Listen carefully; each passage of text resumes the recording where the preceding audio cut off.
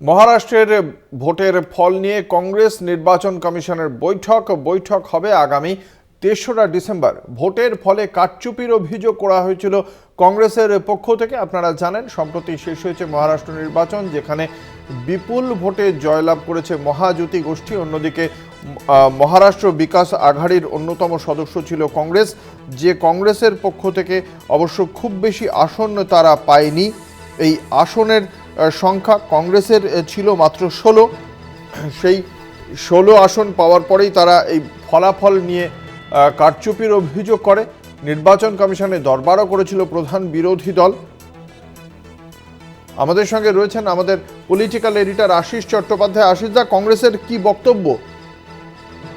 দেখো, কংগ্রেসের বক্তব্য এবং সংবাদ মাধ্যমের একাংশের বক্তব্যটাও কিন্তু যথেষ্ট গুরুতর।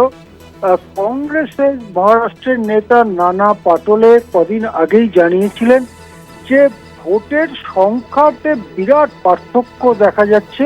নির্বাচন কমিশন ভোট যেদিন হয় অর্থাৎ ২০ তারিখে বিকেল ৫টার সময় যত ভোট পড়েছে বলে বলেছিল, সেদিন রাত্রিবেলা ১১টার সময় সেই সংখ্যাটা প্রায় ৫০ লক্ষর বেশি বেড়ে যায়।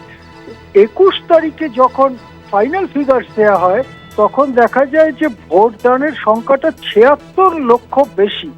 এইরকম বৃদ্ধিটা মোটেই স্বাভাবিক নয়, এই ধরনের কথা নানা পাটোলে বলেছিলেন।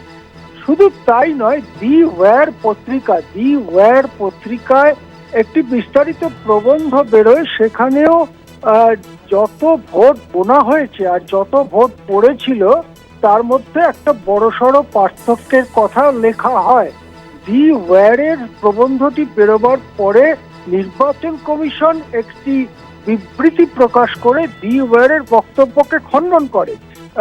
নির্বাচন কমিশনের বক্তব্য ছিল যে দি ওয়্যার লেখবার সময় পোস্টাল ব্যালটকে গণনার মধ্যে আনেনি, কিন্তু কংগ্রেসের যে অভিযোগ সেটি থেকেই যায়। আমরা জানি যে ৫টার সময় ভোট শেষ হলে তারপরে যারা লাইনে দাঁড়িয়ে থাকেন, ভোট কেন্দ্রে কিউতে দাঁড়িয়ে থাকেন ভোট দেবার অপেক্ষায়, তাদেরকে টোকেন দেওয়া হয় এবং সেই টোকেনটা শেষ হওয়া পর্যন্ত ভোট হয়। সেক্ষেত্রে ৫টার পরে ভোটটা খুব বেশি হয় না।